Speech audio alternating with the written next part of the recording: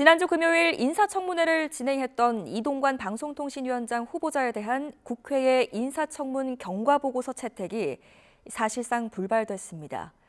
후보자의 적격성을 놓고 여야가 평행선을 달리면서 오늘까지인 시한 내 처리가 어려워진 건데 윤석열 대통령은 임명 강행 절차를 밟을 것으로 보입니다. 정현우 기자입니다. 더불어민주당은 언론장악과 자녀 학교폭력 무마 의혹 등을 재차 거론하며 이동관 후보의 적격성을 문제 삼았습니다. 편향적 언론관을 가진 인사에게 방송 정책을 맡겨선 안 된다는 입장을 명확히 했습니다. 토론할 수 있는 시간을 갖고 그거에 근거해서 보고서 채택 문제를 논의할 것입니다. 과거로부터 그 어떤 반성과 기원도 찾고 있지 못하는 후보자의 후한무치한 태도가 또 공직 수행에 있어서 가장 결정적인 걸림돌이 되지 않겠습니까?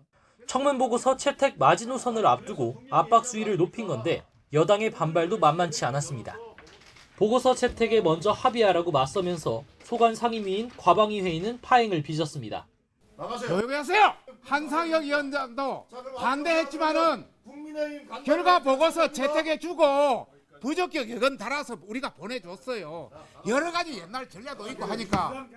기울어진 방송 환경을 바로잡을 적임자를 향해 야당이 정치 공세를 편다는 주장인데 여당 지도부도 힘을 보탰습니다. 신빙성 없는 카더라 의혹 제기만 일삼는다고 날을 세웠습니다. 부적격 사유를 입증하지 못하자 억지로 고발을 진행하고 이를 부적격 사유가 된다고 주장하는 것은 기가 막힐 때 이룰 데 없는 신박한 논리입니다. 특히 언론 장악에 앞장선 건 오히려 민주당과 문재인 정권이었다며 도넘은 거짓 선동을 멈추라고 쏘아붙였습니다. 하지만 민주당은 방송 정책을 총괄하겠다는 이 후보자가 자신에 대한 검증 보도를 놓고 소송전까지 벌인다며 밀리지 않았습니다.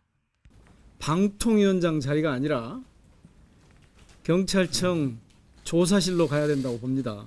그리고는 뜬금없이 언론사를 상대로 고소 고발을 여야가 접점을 찾지 못하면서 이동관 후보자에 대한 인사청문 경과보고서 채택은 물 건너간 상황.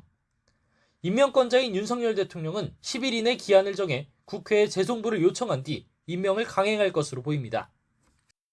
기존 방통위원들의 임기가 얼마 남지 않은 점을 고려할 때 윤석열 대통령이 관련 절차를 신속하게 진행한 뒤 이르면 이번 주 목요일 이동관 후보자를 임명할 거란 관측이 우세합니다. YTN 정현우입니다.